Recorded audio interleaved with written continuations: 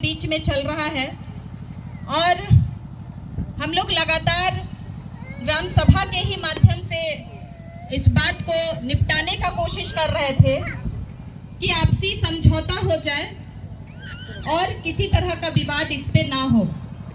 बहुत प्रयास हुआ, लगातार प्रयास हुआ। उसके बीच में पाहन जी ने ग्राम सभा में पिछला मार्च 9 तारीख को अपनी ओर से सामाजिक संगठन को बुलाए थे, जिसमें उस संगठन में आदिवासी जन परिषद, पहान महासंघ झारखंड प्रदेश, महिला समिति नगड़ा टोली, सरना प्रार्थना सभा रांची महानगर उपस्थित हुए थे।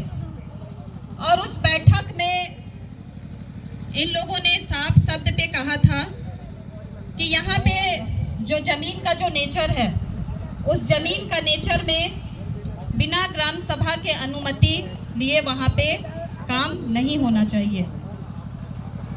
किसी कारणवश से इनके साइड से भी पहल हुआ, व्यक्तिगत पहल हुआ हमारे पाहन जी की ओर से।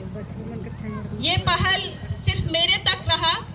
हमने बार बार कहा कि ये जो पहल है ये ग्राम सभा में बात रखने का चीज़ है, व्यक्तिगत पहल से इसका समाधान नहीं हो सकता है।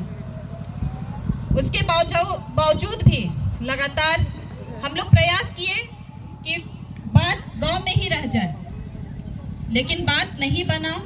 और लगातार अभी नगर निकाय का जो चुनाव था, उस चुनाव के दरमियान हमारे पाहन जी ने इस जमीन पे बिना ग्राम सभा को सूचित किए बिना अपने मर्जी से यहाँ पे काम लगा दिया।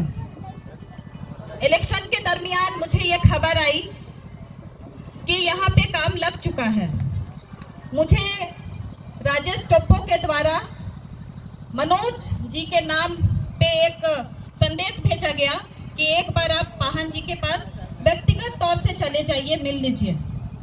मैं उनके बातों का खंडन नहीं कर पाई और मैं इलेक्शन के बीच में ही मैं हमारे पाहन जी के घर आई थी। मैंने व्यक्तिगत रूप से इनसे नम्र पूर्वक अनुरोध किया था कि इस जमीन को लेकर आप अभी काम शुरू मत कीजिए।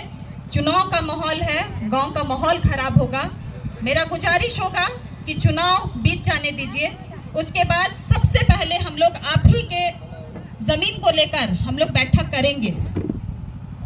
लेकिन उस समय और अगर काम रुकवाना है तो आप कोर्ट का स्टे ऑर्डर ले आइए, और इस जमीन में जब तक स्टे ऑर्डर रहेगा तब तक हम गांव में कोई भी पूजा नहीं करेंगे।